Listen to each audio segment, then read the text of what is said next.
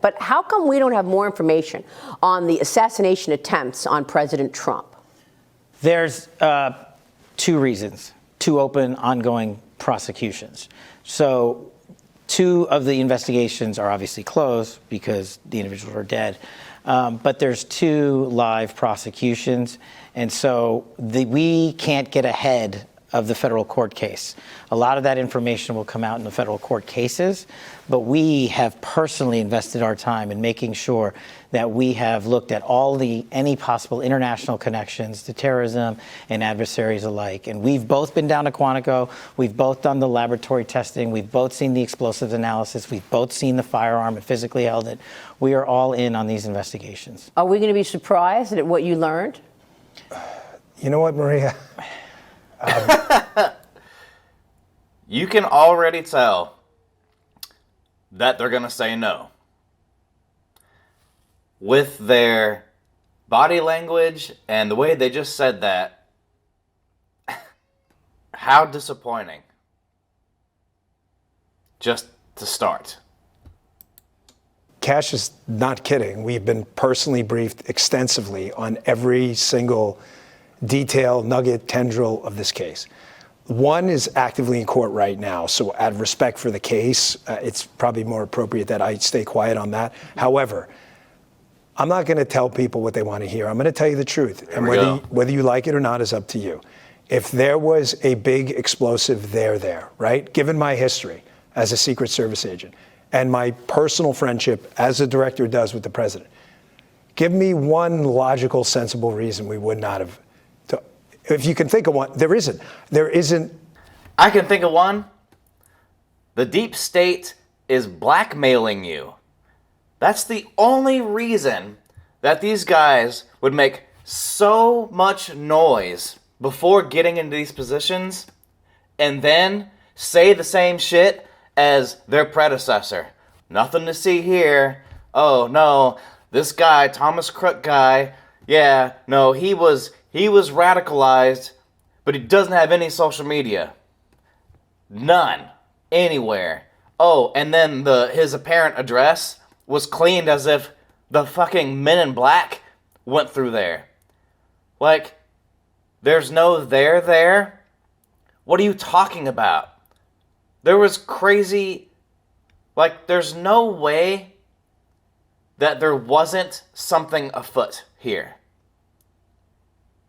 There's no way. And then these fucking guys decide to go in there, make all this noise, and then they can't say anything.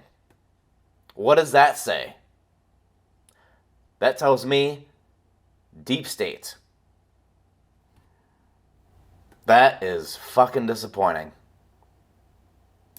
There, in some of these cases, the there you're looking for is not there. And I know people, I get it. I understand. It's not there. That is completely ridiculous, man. That is just a non-answer. That's a non-answer. Like, you're not saying anything. Oh, I'm not going to tell you what you want to hear. You're just going to have to trust me. Just like everyone else, man. It's so funny to me that... And it sucks because... You know, they want to make people believe in the FBI again, but then you come out with this BS answer. You're just running in the wrong direction. And it really sucks that they got in here and literally it's nothing. If it was there, we would have told you. What actually happened on January 6th? So there is, it seems that I find myself in a similar situation as Russiagate. Because on January 6th, in the prior Trump administration, I was the chief of staff to the Department of Defense.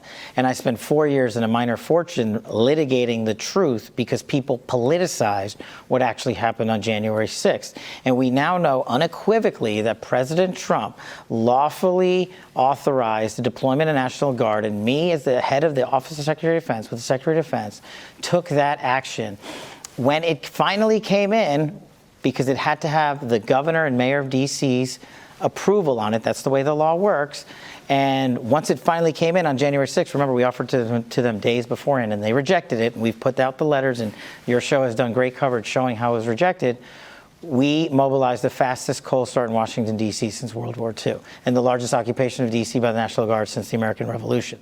That's what happened on January 6th. But what you and your viewers want to know, now that we've beat back that disinformation campaign with actual truth, is what was the FBI doing? Well, we got answers coming. We just found a trove of information, and it's on its way to Capitol Hill right now. And they've asked, and they're getting them, and you're getting answers on January 6th. You're getting answers on what sourcing was utilized, what money was utilized, how many assets were utilized, who made those decisions. You're getting it. We can only control the FBI, but you're getting it from the FBI. The same thing. The same answers. You're going to get it. You're going to get it. You're going to get it. Oh, it's got to go to Congress first. We got to let them censor it for you first. Everyone's done with this. Were there FBI agents undercover egging people on? Like I said, that answer is coming, and it's on its way to Congress. You're about to, I saw it. I saw the portfolio of information. We dug far and wide to find it. And I'm pretty sure now we have a conclusive, definitive answer. But you and the public are going to have it. Look at this lead on. They're leading you on, us on, to believe that, hey, there were some agents or something there egging on people during January 6th. They make it seem like they have the answer. It's on the tip of their tongue. But they can't tell you. We gotta go through Congress first. You know what that means? We're not gonna know. They're just sitting here leading it on, trying to keep their face. Because that's what the people put them in there to do. Unbelievable. Public are going to have it. You're going to see it in writing over to Capitol Hill. But I just want to be sure we're clear, having been an agent and a police officer. There is a difference between an agent. I know you know this. I don't mean to sound ridiculous. An agent, meaning a trained GS 1811 federal agent, and a source or an asset.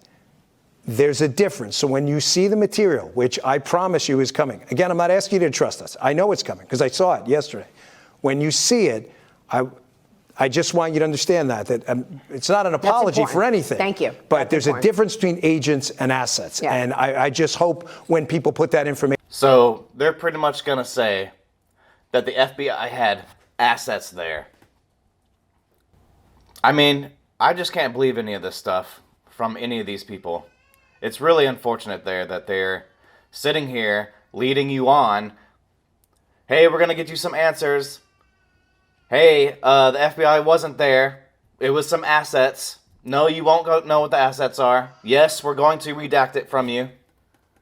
Congress is going to sit there and not give you any information while leading you on. It's just the same stuff over and over again. Only the Democrats probably would have led you on a little bit more, or just said, no, there's nothing there. No, the FBI wasn't there. Out there, they make the distinction. Not that it's better or worse, but there's a distinction there. It's a very important distinction. And I want to level set here. I want the American public to go back and look at what our predecessors stated to Congress under oath, that there were no FBI sources utilized in and around January 6th. I'm going to leave it at that, but go play the videotape and look for this material coming to Congress. You said Jeffrey Epstein committed suicide. People don't believe it. Well, I mean, listen, they have a right to their opinion, but as someone who has worked as a public defender, as a prosecutor, who's been in that prison system, who's been in the Metropolitan Detention Center, who's been in segregated housing, you know a suicide when you see one, and that's what that was. Why did Kash just act like he was testifying to Congress right there? That little statement that he just said right there was like, it's literally something that he testified to Congress. I've been there, I saw this, I did that, we covered this, so you just gotta believe me. He killed himself. Oh my God. Again, you want me to, I've seen the whole file. He killed himself. I know it's hard work. Wow. But you promoted Stephen Jensen the architect of the FBI. Oh, they just got rid of that real fast. That was the shortest clip of this whole thing. Just so short. He killed himself. Everybody knows that Epstein did not kill himself. So, not only we're not going to get Epstein files that we didn't already know about, I mean, all the camera system is going to go down? All of them? And then the jail cells are unlocked? No. That's not what happened. This dude got killed. So not only are we not getting Epstein files, we're not getting JFK files that anyone already knew about, anything. We're not getting mass deportations. We're not getting less government spending. What are we getting? We're getting a bunch of yes men. And we're going to get inflation. This is just so disappointing. Because you know that the ultimate thing that we're trying to say is here, the deep state is so deep that we're not ever going to get answers. So the big question is, how do we get rid of the deep state? Even if you got all new Congress, all these new people in here, voted all the old people out. I mean, for the last 10 years, it's been drain the swamp. And anytime someone tried to drain the swamp, guess what happened? Didn't happen. So this just lets you know, especially Dan Bongino going in there, having his own podcast and doing stuff like that. And then he goes in there and he killed himself. What a load of crap. I mean, I don't believe him. I hope you guys don't believe him either. And I hope that we continue to put pressure on these guys because that is ridiculous.